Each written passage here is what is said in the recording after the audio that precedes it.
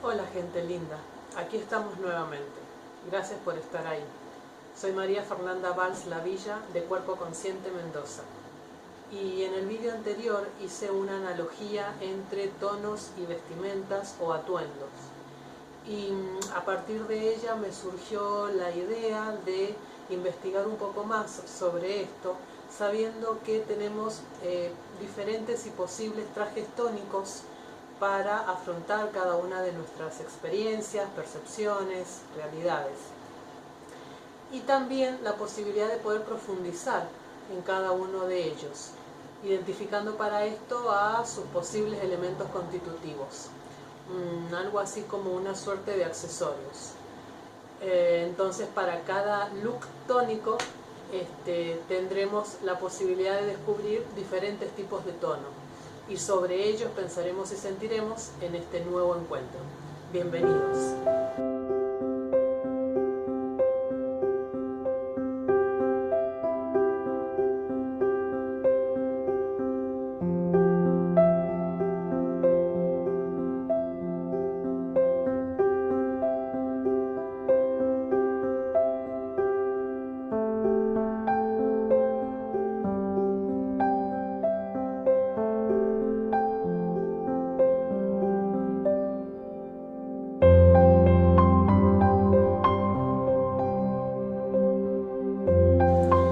Ya en mi vídeo de lo tónico emocional expliqué y amplié el concepto de tono neuromuscular. Y sobre esta base voy a desplegar el abanico para empezar a meternos en este nuevo material, los tonos cotidianos. Es mi intención comenzar a dibujar generalidades que desde mi base cognitiva y desde mi experiencia personal y clínica he podido ir observando en cuanto a la existencia de diferentes tipos de tono. Igualmente, como siempre digo, cada persona es única en sus manifestaciones, en sus particularidades. Por lo tanto, esto solo intenta empezar a dibujar algunas características que luego se combinarían de diferente manera en cada persona, en cada contexto y en cada momento de su historia. Y comenzaré diciendo que tenemos una multiplicidad de tonos que nos cohabitan y cada uno de ellos se convierte en una maravillosa posibilidad de mirada responsable sobre nuestra corporalidad. Esta simultaneidad hecha consciente nos enriquece porque a fin de cuentas implica que se abren nuevos espacios de poder ser. Sin embargo, entiendo que esta corporalidad tan simultánea en su esencia solo adquiere tintes reales en la medida en que la podamos mirar y aceptar.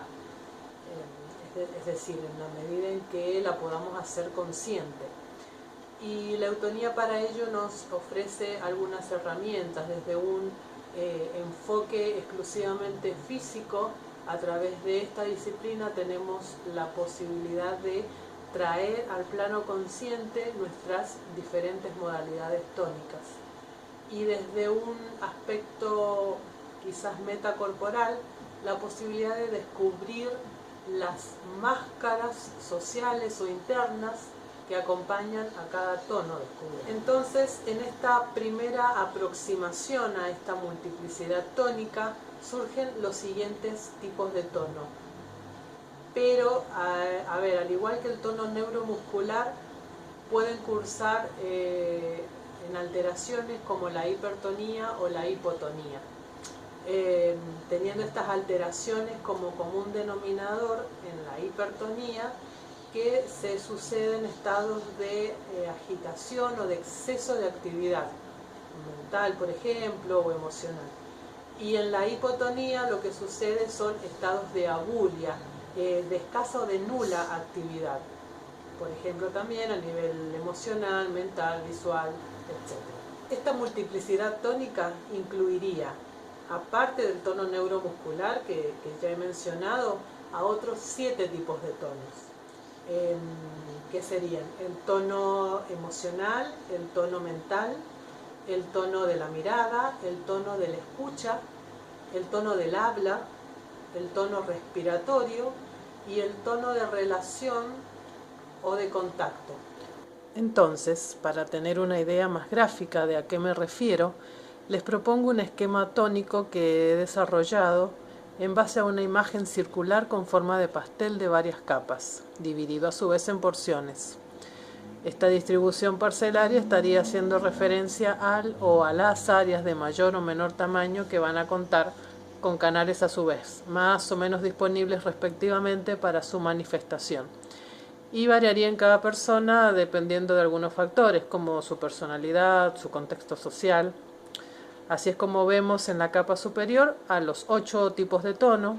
A su vez estos 8 tonos presentan 3 capas, tono alto, tono bajo y tono medio, considerando al propuesto por Gerda Alexander. Estos últimos son los que en condiciones saludables irán variando debido a nuestra capacidad de fluctuación tónica. Recurriendo a un ejemplo, en una persona predominantemente visual, el canal visual o el tono de su mirada le podría aportar información más intensa o manifiesta del tonismo general de su corporalidad. Entonces, este trazado tónico irá variando en el transcurso del tiempo, por ejemplo, a lo largo de un día, en respuesta a los momentos, actividades o experiencias por las que transite.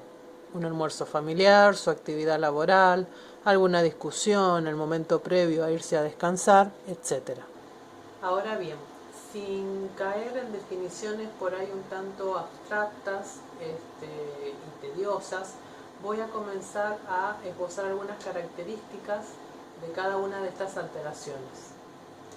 Y si tomamos en primer lugar al tono mental, una hipertonía mental estaría caracterizada por un exceso de actividad mental, una dificultad para la concentración, debido básicamente a que hay una circulación de pensamientos intensa y con gran vertiginosidad. La persona tiende a estar o a caer en estados de preocupación o de ansiedad. Y si buscamos alguna manifestación sintomática, probablemente las cefaleas tensionales sean las más representativas de este estado. Y respecto del hipotono mental, estaría caracterizado por un estado de apatía mental, de desinterés e indiferencia frente a estímulos intelectuales, y la persona básicamente caería en estados de indiferencia. Si tomamos en consideración el tono emocional, un hipertono emocional estaría caracterizado por un estado de sobreexcitación emocional, con una tendencia a la intensidad y a la expresividad de las emociones, en cualquiera de sus características. Por ejemplo, si consideramos emociones positivas, la veríamos reflejada, por ejemplo, en ese tipo de personas eufóricas. Y si consideramos a emociones negativas o consideradas negativas, nos estaríamos encontrando a esas personas que tienen carácter explosivo y una tendencia, por ejemplo, a la ira o al mal humor de manera constante. Y si tomamos en cuenta el tono bajo o el hipotono emocional, estaríamos frente a un estado de abulia o de apatía emocional con escasa expresión de las emociones, ¿sí? Y una intensidad emocional más bien baja. Si consideramos ahora al tono de la mirada, un hipertono de la mirada estaría caracterizado por una hipertonía muscular de la musculatura específica, es decir, de la musculatura de los ojos, más un soporte y una intencionalidad en la mirada, básicamente dirigido al foco de la misma. Por ejemplo, lo que se conoce coloquialmente como clavar la mirada o lanzar llamaradas por los ojos o lanzar cuchillos por los ojos, etcétera, etcétera. Si consideramos un hipotono de la mirada, lo que podríamos encontrar sería una hipotonía de la musculatura específica, más un soporte emocional y mental de la mirada también acotado, según el estado interno de la persona en el momento. Y coloquialmente lo podríamos identificar como aquellas miradas apagadas, que no tienen luz, que no tienen brillo. Si consideramos ahora el tono del habla, un hipertono del habla estaría caracterizado por una hipertonía de la musculatura foniátrica, más, por ejemplo, un uso excesivo de palabras, un tono alto de voz, un ritmo veloz en la expresión verbal, una ausencia de pausas, ¿sí? Y estaría también acompañado por un no registro del interlocutor y del mensaje, ¿sí? Estaría como el foco colocado en lo externo permanentemente, en el afuera, la manera de poder llegar con lo que se dice al afuera. Y si consideramos una situación de hipotono del habla, nos estaríamos encontrando quizás ante una hipotonía de la musculatura foniátrica, más una tendencia escasa o de no preferencia a la comunicación oral, el uso de pocas palabras, un ritmo lento. También habría una desconexión con el propio sentir interno, ¿sí? Y el foco sería básicamente introspectivo. Si consideramos el tono de la escucha, una hipertonía de la escucha estaría caracterizada por una hipertonía de la musculatura aledaña y así también de la función auditiva. Habría una calidad de escucha o una escucha muy selectiva y unidireccional en función de los propios intereses, casi como una suerte de escucha a la defensiva. Habría también desconexión con lo interno, tampoco habría un registro del otro y de su mensaje, y a esto se le agregaría un no registro o un registro subestimado del entorno, por ejemplo, de los sonidos de la naturaleza. Estaría haciendo falta para este registro estímulos de una intensidad muy alta.